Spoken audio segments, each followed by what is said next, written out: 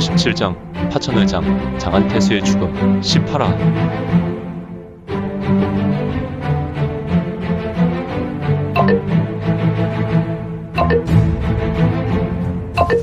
구독과 좋아요, 알림 설정 부탁드립니다.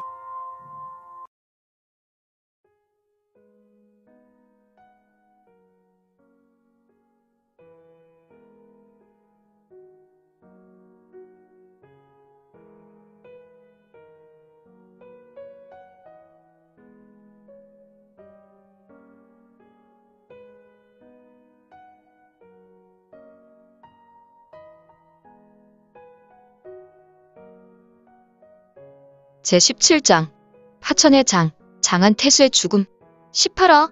성문은 고개를 돌려 단순한 눈짓을 하였고 유성문의 몸에서 신비한 성광이 번쩍하였다. 헉, 위기심형의 경지란 말인가? 이때 보이지 않는 경력이 쇄도하여 태수의 혈도를 두드렸고 그는 따뜻한 햇볕에 녹아버린 눈처럼 고통이 싸그라들었다. 허워, 성문의 무공은 신선이 궁극적으로 추구하는 신의 영역이란 말인가? 단지 생각만 했더니 그의 몸에서 보이지도 않는 경력이 생성되었고 공간을 격하여 보이지도 않고 느끼지도 못하는 신비로운 경력이 도태수의 혈도를 두드렸고 다만 세미한 기운만이 흘러나왔다. 엄살은 그만하도록 하고 어서 내 녀석이 알고 있는 해진 법을 이야기하도록. 장안태수는 한 번 입을 열었고 그는 인간이 이렇게도 빨리 이야기할 수 있나 싶을 정도로 일사천리 방언이 터졌다. 그는 쉼없이 떠들어댔고 매우 간단한 해진 법이었음에도 장구하게 반각 동안 성문 앞에서 설명했다. 성문은 한동안 잠잠히 도태수의 말을 들었고 태수도 태명은 여전히 마열이 제압되었는지 오직 말만 할 수 있었으며 그의 이마와 얼굴에는 상당수의 땀이 흐르고 있었다. 그는 옷과 몸에 자기가 흘린 땀으로 절어 있었는데 누가 있어 방금 전까지만 해도 장안에서 황제처럼 군림한 자가 이렇게 비굴한 소인이 되어 꽁지 내린 강아지라 볼 수 있겠는가. 아무튼 지금 장안 태수도 태명은 비굴하기까지 한 모습으로 목숨의 생명을 잠시 남아 구걸하고 있었으니 시간이 없구나. 자시가 되었으니 잠시 후에는 이곳 관훈장의 관제묘에 친군도 입은 무사들이 진입할 것이니 속히에 지내야 한다. 슈슈슈슈 수스스. 지금 유성문은 관제묘 미로와 같은 지하 관제묘 회랑을 신속하게 날아다녔고 그의 움직임은 매우 신속하게 이 지하 관훈장의 관제묘를 신비롭게 날아다녔다. 그는 공간을 격하고 나타났다가 사라지는 것을 반복했다. 그리고 그는 급하게 경력을 일으켜 쌍수를 놀리며 막강한 진법을 해체하고 있었다. 이제 진시황제의 릉으로 꾸며진 관훈장의 관제묘는 개방되었다. 유성문의 활약으로 지금 관제묘의 입구에 친군도이부의 무사들이 밀물처럼 쏟아져 들어오고 있었다. 출구에서 20여 장 떨어져 있었던 곳에 성문이 이를 잠시 보다가 귀신과 같이 호련히 사라지게 되었으니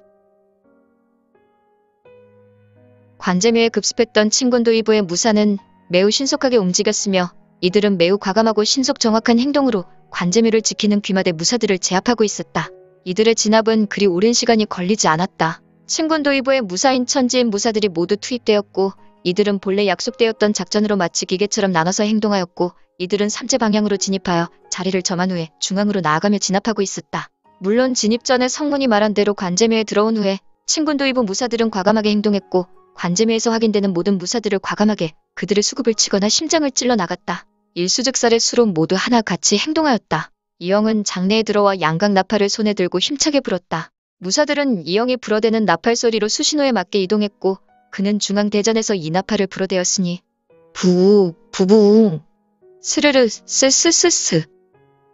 신비동과 같은 자연 동굴 통로에 하나의 인형이 도깨비와 같이 호련히 나타나고 있었다. 총각이나 흘렀을까? 그의 신형은 이제 뚜렷하게 되었는데 일반인보다 훌쩍 큰 키에 호리호리하게 잘 빠진 신형.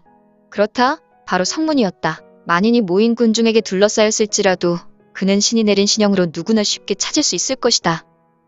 노왕동에서 노지광이 녀석은 염소똥을 먹고 좌선하여 웅계행공하고 있을 것이며 여기가 바로 귀주와 괴주, 마주 등 그리고 현령군주가 있는 곳인가.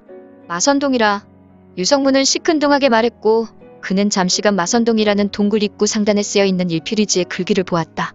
이 글귀는 비록 현판에 새긴 글이 아니었지만 동굴 상단 입구에 선명하고 반듯하게 어른 머리만 한글로 쓰여있었다. 그리고 잠시 후 성문의 신형은 서서히 사라지고 이내 사라진 그의 자리에 성기가 한 줄기가 피어올랐으니 휘이잉 휘이잉. 마선동이라는 천연동굴과 같이 생긴 곳은 비록 바람은 없는 곳이지만 주변으로 바람 소리가 조금 심하다 심을 정도로 그 소리가 유란했다. 세 사람의 괴인들이 자선하고 있었고 그 주위로 묘령의 여인이 오갔으니 그녀는 뭔가 골똘히 생각하고 있었는데 이때 여인에게 걸어오는 검은색 무복을 입은 신형이 있었으니 도대체 이 어둠침침한 천연동에 나타난 이 검은 신형은 누구란 말인가? 저벅. 현령군주는 골똘히 생각하며 주변 자리를 걷고 있다가 자신에게 다가오는 검은색 신형을 발견했는데 누구인가요? 검은색 신형은 일체 답은 없이 군주에게 다가왔다. 도대체 저자는 누구일까? 검은색 무복인 것 같은데 우리 귀마대 인물은 아닌 것 같구나? 어떻게 낯선 자가 이곳까지 들어올 수 있었을까?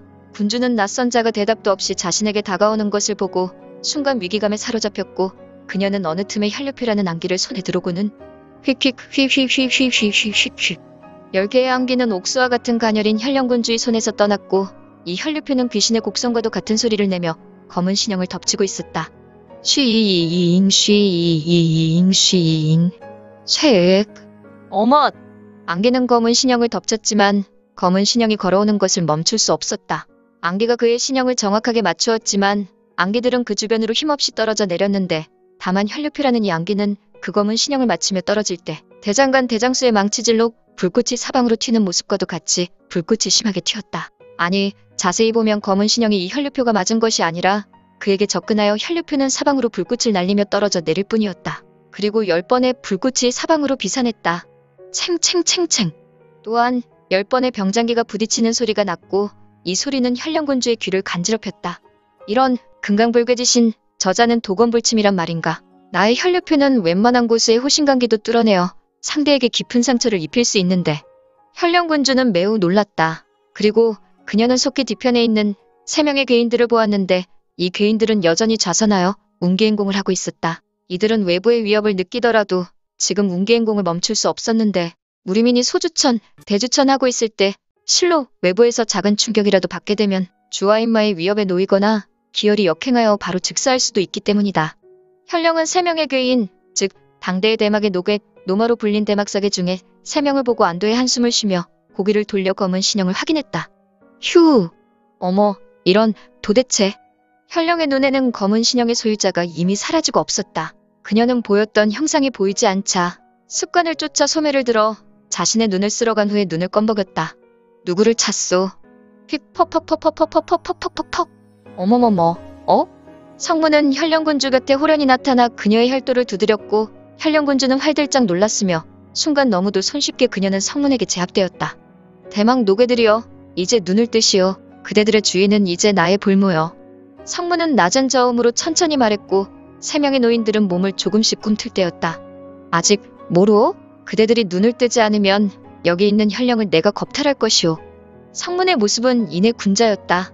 하지만 그의 입에서 도저히 나올 수 없는 도발을 3명의 괴인에게 전했던 것이다. 이때 3명의 괴인은 그간 평화롭게 좌선한 모습에서 몸을 부르르 떨었다. 그리고 잠시 후에 이들은 하나같이 입에서 핏덩이를 뱉어내는 것이 아닌가. 물론 3명이 동시에 말이다. 울컥, 퇴, 우, 웩, 투. 웩. 이놈, 당장 정치를 밝혀라. 나를 말이오? 나는 장안 중심 태평가에서 찻방을 운영하는 객점 주인 올시다. 뭐라고 그러는 것이야. 퇴. 괴인 중에 한 명이 사례가 걸렸는지 침을 뱉었지만 그의 침에는 상당수의 핏덩이인 우열이 썩여 있었다. 몸 조심하시오. 그러다 그대는 이곳에서 제일 빨리 유명을 달리하실 것 같소. 개 같은 놈을 봤나? 생긴 것은 기생 오라비와도 같이 생긴 놈이 고양이 쥐 생각하는 것이냐. 하지만 말이다. 이 대막사계 중에 괴영공을 익힌 이 괴주사공처는 내 놈의 아가리를 찢어버린과 동시에 내 놈의 가슴을 난도질하여 기필코 내 놈의 생간을 씹어먹고 말 것이다. 비겁하게 좌선할 때 덮치다니. 후후, 조금 섬뜩한 말을 하는군. 하지만 상황 파악이 안 되나? 그대들은 내 손이 어디에 있는지 모르오? 지금 성문의 손은 현령군주의 목에 살짝 붙이고 있었다. 무리민이라면 누구나 알 것이다. 현령군주는 현재 목숨이 경각간에 놓여 있는 것이다. 위협하고 있었던 성문이 가벼운 수를 쓴다고 하여도 현령군주는 연약한 팔이 목숨과도 같이 즉시로 생명이 떠나 연옥으로 달려갈 것이니.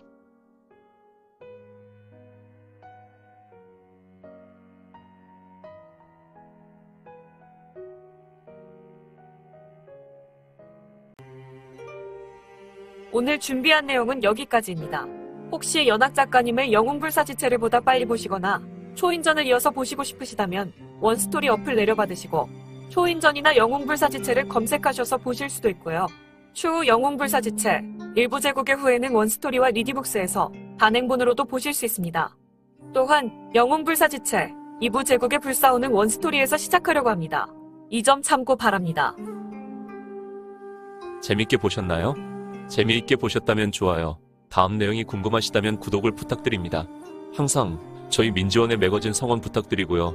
아쉽지만 다음 시간에 만나 뵙겠습니다. 모두 건강하시고 오늘 세상에서 최고로 멋진 하루 되세요.